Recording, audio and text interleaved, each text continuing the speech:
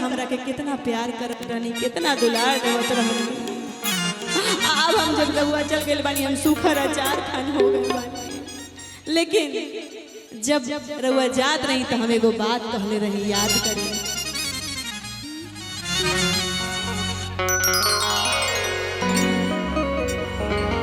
कि बड़ी याद आवे पिया के प्यार काइल। अभी मेरा कल कार्यक्रम गुजरात में था, हम सोचे ये गाना हम नहीं गाए, लेकिन लास्ट में हमको ये गाना गाना ही पड़ा। और जितना सब गानों में एंजॉय नहीं किए सब लोग, हमको ये गाना मेरा नहीं है भाई साहब, ये गाना बहुत ही प्यारी मेरी छोटी बहन शिल्पी राज का है। लेकिन मैं गाती हूँ, सबको अच्छा लगता है। शायद कोई गाना खुशी का भी गाऊंगी तो सबको अच्छा लगे। लेकिन अभी खुशी के साथ गाएंगे उसका गाना, लेकिन तब तक के लिए शिल्पी का गाना गाते हैं क्या जी? कि बड़ी याद आवे पिया के प्यार अरे रतिया तरतिया पहाड़ दिन भइल। अब का कहे हमारा अरे करे जदल दूर के, का कहे हमारा हाय करे जदल दिलवा ले गइले, दिलवा ले गइले, दिलवा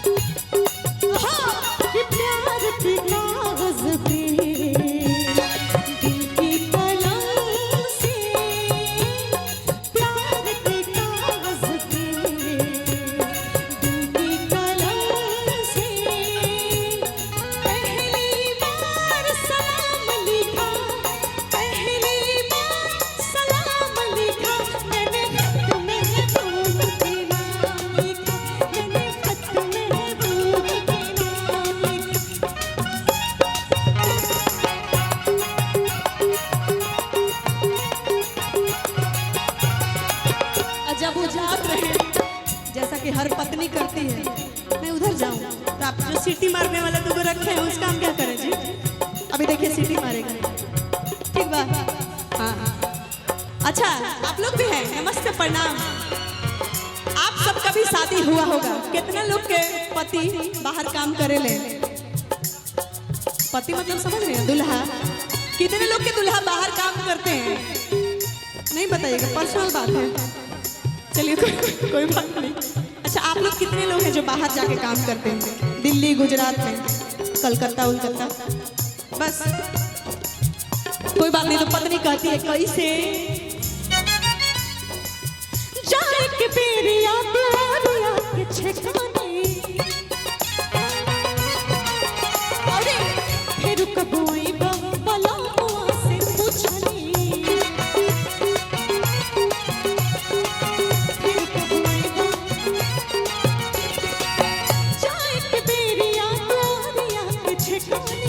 फिर कबोई बला से पूछनी,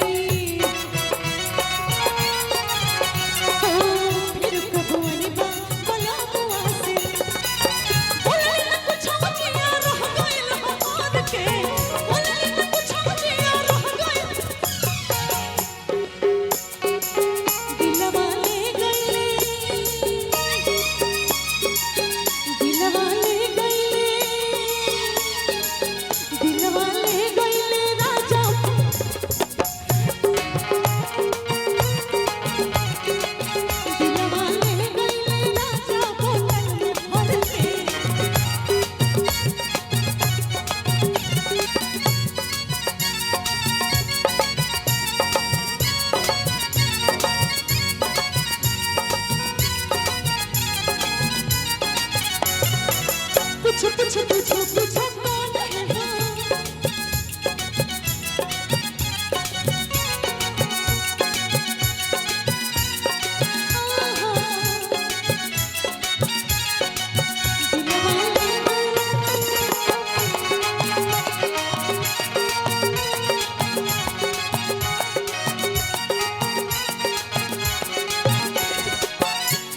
हमने के बियाह रहे गौना करके हम गई नहीं तो इहन ठंडा के दिन अभी ठंडा आ रहा है ना जी। किसको किसको ठंडा लग रहा है? केकरा केकरा ठंडा लगा था हाथ उठा के बताओ लोग। नहीं क्या लागत? मुझे तो गर्मी लग रही है लेकिन आप लोग को थोड़ा थोड़ा अभी नहीं लग रहा है। अभी पता चलेगा 15 दिन के बाद आपको। 15 दिन के बाद जब ऐसे खड़ा होइएगा ना कार्यक्रम में कि खेसारी लाल जी आयल बड़े तनी से कमर हिलाएंगे तब ठंडा लगी तब बुझाई। लेकिन कोई बात नहीं। तो पत्नी का जो ब्याह हुआ है गौना हुआ है ठंडा में हुआ है कैसे कह रही है?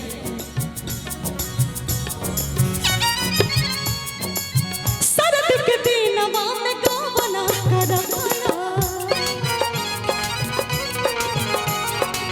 सरद में गौना करवाना बेदराती छूटल रहे गौनवा के हरदी छूटल रहे हाय छूटल रहे सरद में गौना करवाना बेदराती छूटल रहे गौनवा के हरदी हाय छूटल रहे गौनवा के हरदी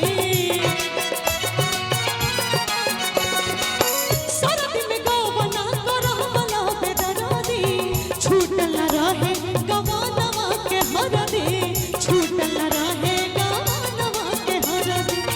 4 दिन रहल जिया रह गइल मोर के 4 दिन रहल जिया रह गइल अरे कि 4 दिन रहल जिया अरे के रह गइल हमार के आ दिलवा ले गइले दिलवा ले गइले दिलवा ले गइले राजा बोतल में भर के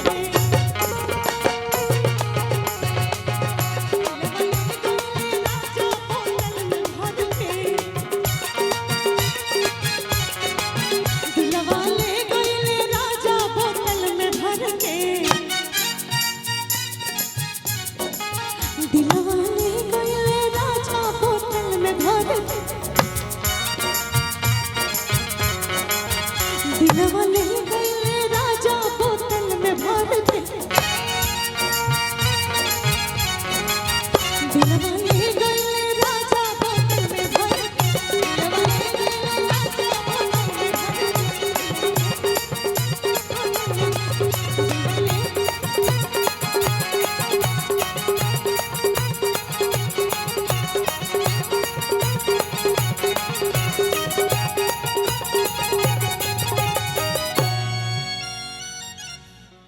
आप लोग